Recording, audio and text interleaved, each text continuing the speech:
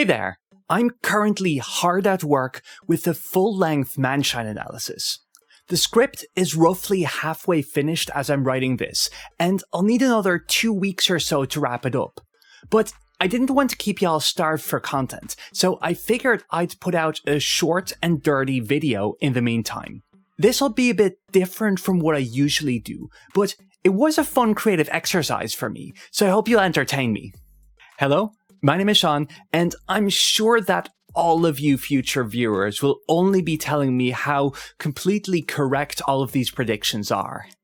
As of writing, we're on chapter 273, which is 26 chapters into the PXG match, with most likely 2 more goals remaining. So, all of that of course begs the question, how much longer can we expect this match to take? What developments are still outstanding, and when would we roughly enter into Blue Lock's next story arc? The first thing I did to figure out just how much longer PXG might take is simply crunching the numbers. Bastard München style, cold logic and all, no fun allowed. So, if you hate math with a passion, you might just want to jump ahead to the timestamp saying no math. Now, I had a look at the 2 other major matches in the NEL. Bastard München vs Manshine City and Bastard München vs Ubers. And I tallied at what chapter counts they hit their major narrative benchmarks. To start with, their total chapter counts. Now, you can change these numbers by plus or minus 1 depending on when you consider a match starting and ending. But for the purposes of this video, I started counting at the scene declaring the start of the match up to the chapter that features the winning goal. So counting this way, Manshine started at chapter 173 and ended with Eukemia's goal in chapter 202, 30 chapters altogether. And then, with a bit of an interval, the Ubers match started in chapter 210 and concluded in chapter 239, 29 chapters in total. So just taking these numbers at face value, BM vs PXG is set to exceed both earlier matches' chapter count by a substantial margin, since we've got 20 chapters already and we're still counting. With that, PXG might well be the longest match in the manga once it wraps. Just as a reminder for the folks who are still moaning that the Ubers match went on for too long, that spot is currently occupied by the U20 match at 36 chapters. But just saying that PXG will be the longest match in the NEL is obviously not going to help us figure out how long that will actually be. So instead, let's look at how the goal count relates to chapter count in the other NEL matches. I'll leave the U20 match out of the equation for this because the build-up to the final goal is always longer than the earlier stages, so the U20 match's 7 goals in place of 5 would skew the statistics on that front. First, the Manshine match. Chigiri scored the first goal in the 4th chapter of the match. Kaiser then scores in the 9th chapter, Kunigami in the 13th, Nagi in the 18th, and Eukemia in the 30th. So just to put that in perspective, the chapter count from Nagi's to Eukemia's goal is equal to that of the first 3 goals of the match. This is very similar in the Ubers match. Isagi scores for the first time in the 3rd chapter, Barrow scores in chapter 7, Kaiser scores in chapter 11, Barrow scores for the 2nd time in chapter 19, and Isagi closes out the match in chapter 29. Again, the space between the penultimate goal and the final goal is identical to the time it takes for Bastard to reach 2-1. Now, I'm not harping on about this because I think that we can apply this logic 1-1 to the PXG match, because as will become apparent, that would draw out PXG to absurd proportions. What I mainly want to stress, however, is that the interval between the goals becomes larger as the match progresses, and we'll have to take that into account for PXG as well. So let's have a look at our first 3 goals so far. Shido scores in the 5th chapter of the PXG match. Isagi in the 10th, and then Kaiser in the 19th chapter. We also know that 7 chapters have passed since Kaiser's last goal, and I highly doubt that Rin will score in the very next one. Just for argument's sake, let's imagine that Rin equals the score 2 chapters from now. Now, I admit this is mostly based on gut instinct, but I'd say we've got most of the character writing done by now, and we can get to the dramatic payoff. So, assuming this for the moment, that would mean PXG scores 10 chapters after Kaiser's goal, and 28 chapters into the overall match. Now, I might be off by 1 or 2 chapters here, but either way, it won't really shift the stats dramatically. So what I'm going to do now is look at how big the difference is percentage-wise between the chapter count for the goals in PXG compared to Manshine and Ubers, and see if we can spot a pattern, and that will give us some helpful results. Goal 1 of PXG is scored after 5 chapters, compared to 4 and 3 chapters in Manshine and Ubers respectively. So that would mean 125 to 167% longer. The second goal of PXG occurred after 10 chapters. For Manshine it took 9, and for Ubers 7. So now we're talking a range of 111% and 143% longer. As for the third goal, that of PXG took place on the 19th chapter, compared to Manshine's 13 and Ubers 11. Which makes the length up till now 146 to 173% longer, respectively. Finally, postulating that PXG scores its second goal 28 chapters into the match, with 18 for Manshine and 19 for the Ubers, that gives us a hypothetical difference of 156 and 147%. Now, taking these 8 percentages, I land at the conclusion that on average, each goal is scored 146% later in PXG than in the Manshine and Ubers matches. And interestingly enough, that's almost identical to the results if I only take the stats from the first 3 goals. Then we're talking about 144%. So if I say that the PXG match will take 146% longer than the 30 or 29 chapters of Manshine and Ubers respectively, that brings us to 43.8 and 42.3 chapters for PXG in total. So let's say 43 chapters for good measure. In other words, if we're on chapter 26 now, there will be another 16 chapters of PXG left, or 14 chapters after the hypothetical PXG goal. Now, I know that sounds like a lot, but realize that Manshine took 12 chapters to build up the final goal, and the Ubers match 10. So going up to 14 for the climax of the longest arc in Blue Lock doesn't sound like that much of a reach in all fairness. So if we take the results at face value, when will the match be over?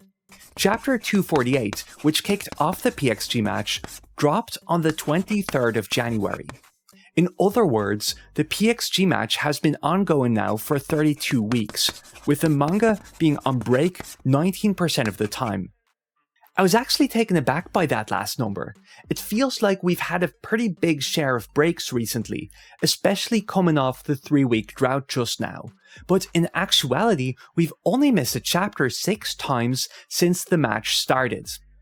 Anyways, assuming that this break rate will remain constant and that we've got another 16 chapters remaining, we've got 19 more weeks of PXG left, with the final goal dropping on Tuesday, January 7th, 2025. You heard it here first, folks. Mark it in your diaries, and if I happen to be right, all of you better own up and subscribe. As an aside, now that I've run the numbers, I have to say that I was severely underestimating just how long PXG will probably run. I've been planning my content schedule since I came back from my holidays this summer with the rough idea that PXG would be over around October-November-ish, but with breaks in mind, that would mean PXG is over in somewhere between 7 and 9 chapters, which I just can't imagine being the case now that I've actually run the numbers. Okay. Now that the numbers have been thoroughly crunched, let's have a look at what these 16 chapters might include. This won't be a comprehensive theory of how the PXG match will end or anything. What I want to look at instead is what plot threads are still waiting for conclusion, and see if that kind of matches up with the, hypothetical 16 chapter count.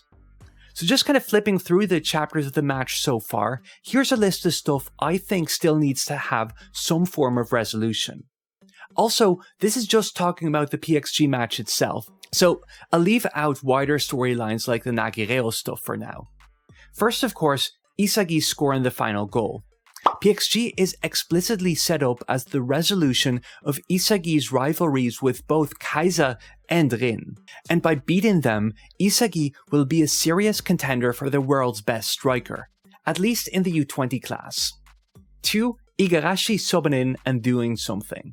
That's been flagged as a major thing going into the match, with his worries about surviving the NEL and making the cut, so I think there's something coming up that's very clear. 3. is a big character moment for Ness. We got a 2-chapter backstory dedicated to his POV, and his falling out with Kaiser has been steadily built up for the entire arc. 4. Charles' awakening. Loki brought him to the NEL to transform him into a world-class passer, and he's been a looming threat for the entire match. Number 5. A major turning point for Kunigami. You might argue that he's gotten his shine by shutting down Shido, but I don't think that would be sufficient to justify how prominently he was featured in the earlier parts of the NEL. He is basically built up at the start, if you remember, as the second major storyline of the entire arc next to the Isagi-Kaiser rivalry. Moreover, we got the scene of Jinpachi Ego telling him to abandon his ego, and I'd be shocked if these teachings wouldn't be subverted in a manga about embracing relentless egoism. I'd highly recommend checking out my Kunigami video from last year because I think much of it is still valid, but the basic point is that Kunigami was set up to wrestle with and resolve a philosophical struggle of his. His heroism fell short against Shido, and he was left grappling with the question of what he had done wrong, and I don't think getting better numbers is a satisfactory answer to this issue. Number 7 then is resolution to Nanase's little storyline. This is one I'm very confident about playing out in the next few chapters, so let me throw my thinking out before it's too late. Rin proclaims in chapter 251 that he'll break all of his opponent's toys. Right after that, we get a flashback of Nanase offering himself up as Rin's pawn, as Rin's plaything, who can get crushed as often as it takes for Rin to score. Rin accepts this, but declares that Nanase is now his property, and he'll throw him away as soon as he stops being useful. So, for reasons that will be apparent to you if you've seen my U20 analysis, but also have basically been confirmed by Rin's second backstory in the recent chapters, Rin is basically a kid who breaks his toys. So in other words, Nanase has consigned himself to a master without realizing the true depth of his destructive urges, and he's bound to find out what that means very soon, which I don't think will look great for Nanase, to be honest. Plot number 7 then, Kiyora Jin. Not more to be said here really. Number 8, Kaiser. I feel quite strongly that there still has to be one major Kaiser moment waiting for us in this match, especially in light of the discrepancy between his latent desire to be loved and his conduct throughout the NEL, which even persists in ways after his most recent goal. It might not be a drawn-out scene, perhaps just a realization when Isagi scores the final goal, but something has to happen, something has to play out for him nonetheless to kind of challenge his place where he's at, his philosophy right now. And finally, number 9. This one is terribly obvious, but Rin's scoring seems pretty much inevitable at this point. Hey, Editing Sean here. I just realized I completely forgot one more inevitability. The Master Strikers entering the field. Going off of what we saw in the previous matches, we'll get at least one chapter dedicated to showing off Loki's abilities and how they intersect with the rest of the field. In fact, this also seems like the most obvious place for Charles to have his awakening, so that Loki can be at his scariest that he's ever been, and PXG at its most threatening right before Isagi closes out the NEL. Then there are two more things that I think are worth addressing briefly.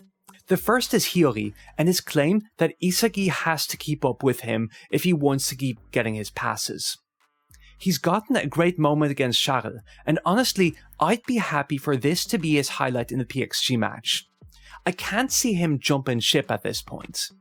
That being said, Hiyori has been a surprise highlight for me in the NEL, so if there's more to him, I'd be really happy to have that.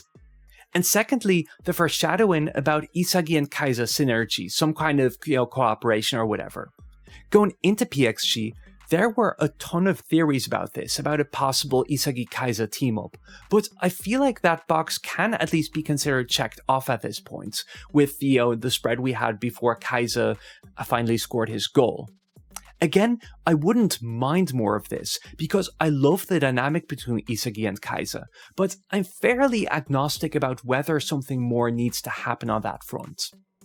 So thinking through all of this, 9 fairly likely story beats, plus a few surprise twists, and the general football action doesn't make 16 more chapters sound crazy to me. Blue Lock chapters generally revolve around one central incident, one central character moment or action set piece or something, so I wouldn't be surprised if most of the foreshadowed events comprise roughly a chapter each.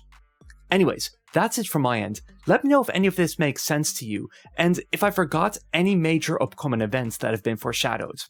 As said, I'm hoping to get the Manshine analysis out in 2 weeks or so hopefully you're looking forward to that, and if you like what you saw, do consider subscribing. I put out Blue Lock content about every other week, and most of it being more than this really in-depth manga analysis. So if that's your thing, do consider subscribing, and I'm looking forward to seeing you there.